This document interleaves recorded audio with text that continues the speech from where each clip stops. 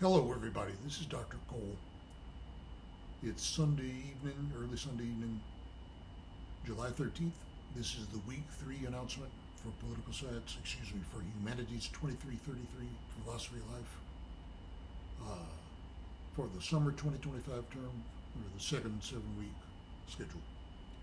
Okay, everybody, what we have this week is your first written assignment is due Wednesday the 16th.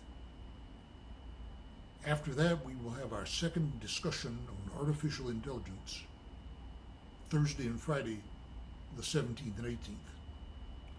Then everybody, the following week, just to give you a heads up, coming pretty quickly, the middle of the following week, Wednesday the 23rd, will be our midterm exam.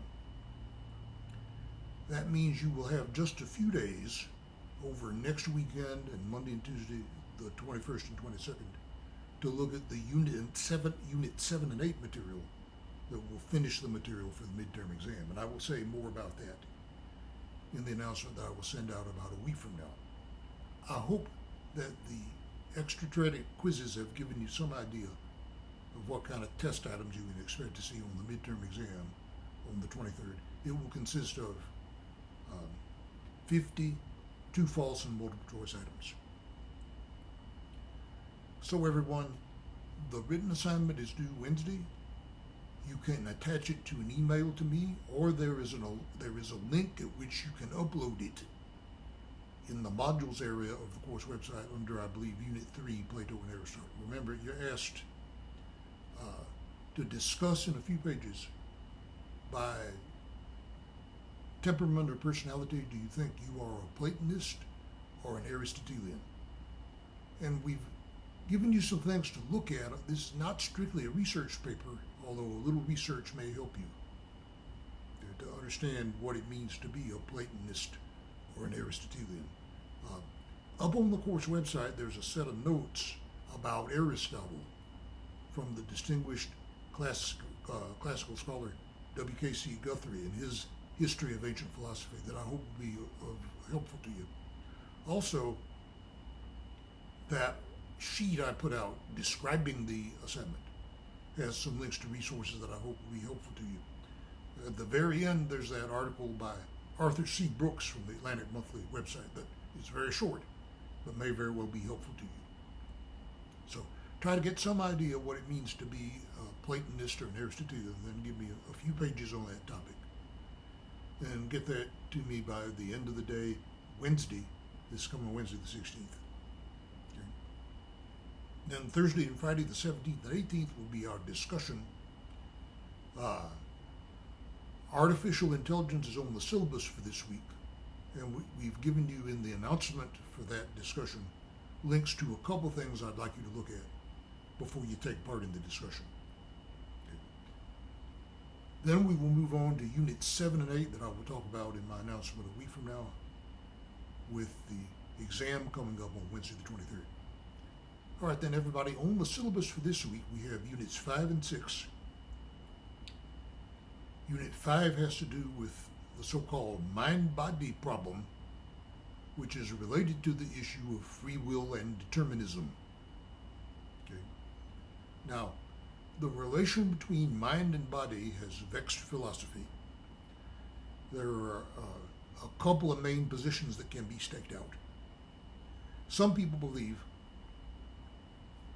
that everything about what you might call your spiritual existence, okay, everything that might be related to your personality or your character, or what in some traditions is referred to as your soul, really is reducible to that gray matter between your ears. And there's nothing really supernatural about it.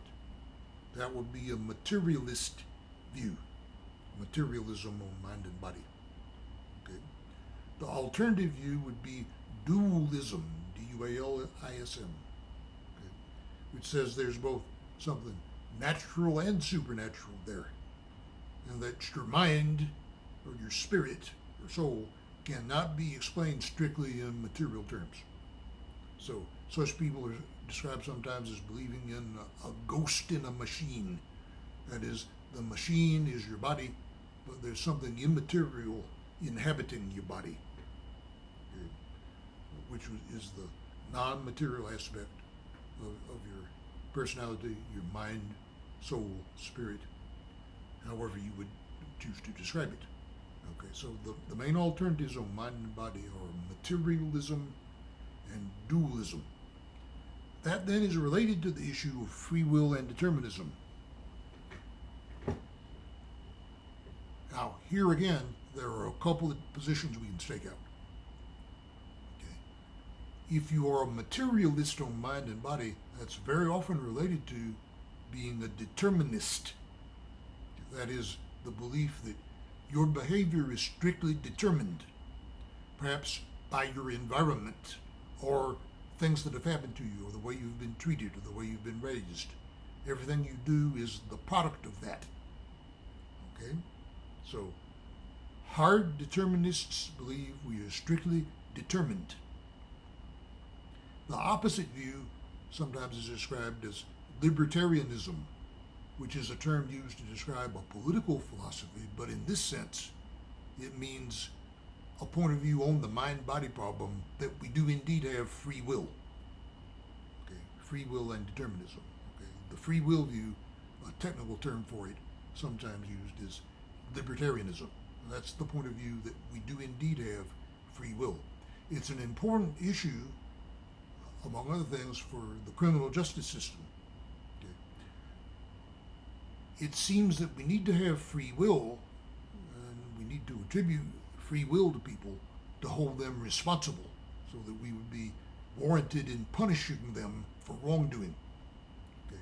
If we believe that we're strictly determined, then it's hard, it would appear, to justify that. Now, the class notes and your reading material, your textbook, will stake out, I believe, a third position.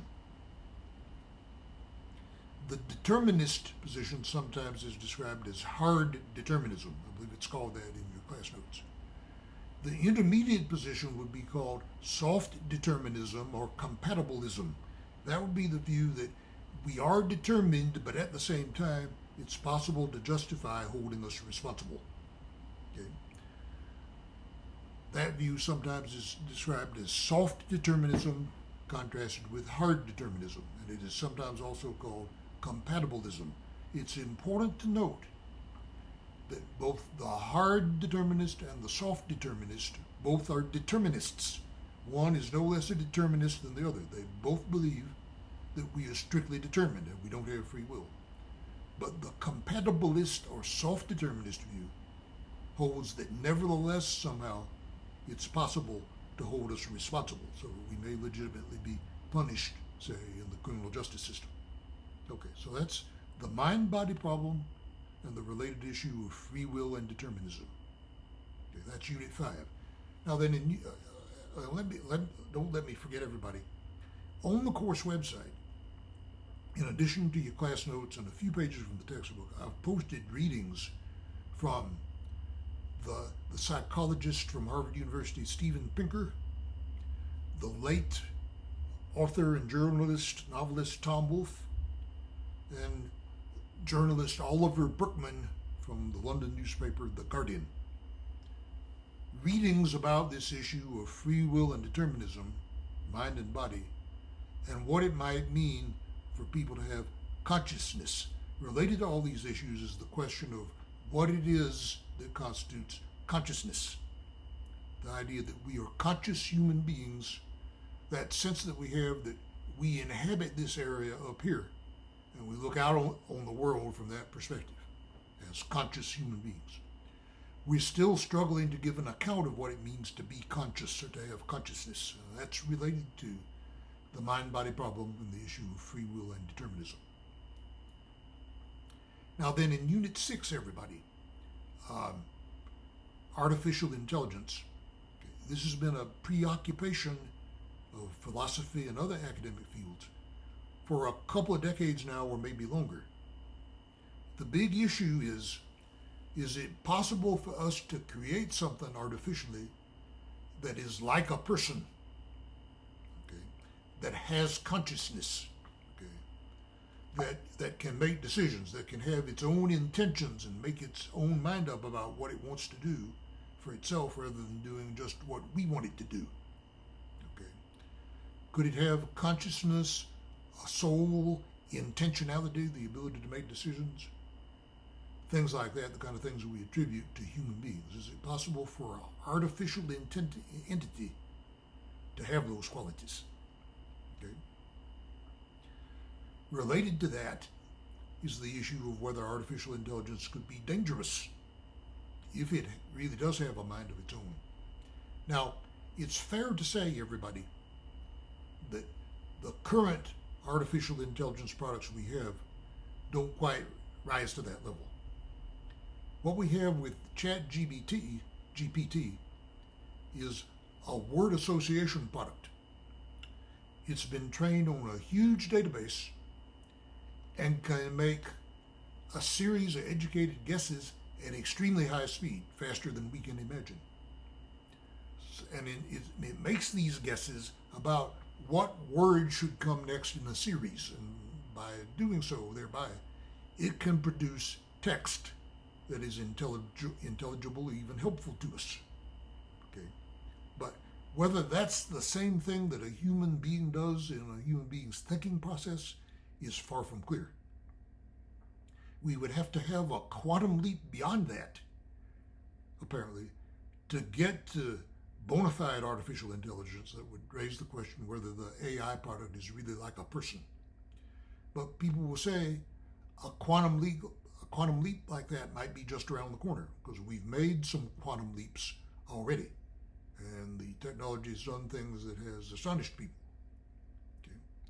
So it remains to be seen, perhaps, whether an AI entity ever will develop to the point that it could be considered to be something like a human being. It has such things have already fooled people into thinking that they have personality and are like human beings, as you will read about in the class notes and the material that I've assigned to you. So take a look at that, and I hope you will take part in the discussion Thursday and Friday after our written assignments are due Wednesday. Okay. Then after that, we have Units 7 and 8 to look at over next weekend and into Monday and Tuesday, the 21st and 22nd, before the exam on the 23rd. A highly compressed schedule, but it's necessary to do it this way because of this short 7-week schedule that we own. Okay, so Unit 5 and 6 this week, and look at those readings that are posted to the course website in addition to the class notes, and then the class notes for Unit 6 on artificial intelligence. So we have the written assignment and the written assignment due Wednesday, the discussion Thursday and Friday for this week, and then the exam will be the middle of the following week. So that is it for now. Take it easy, study hard. Contact me with any problems, questions, or issues through the course website or at david.cole@opsu.edu. Good luck. I hope you will turn that assignment in and take part in the discussion, and we'll talk to you once again a week from now at this time.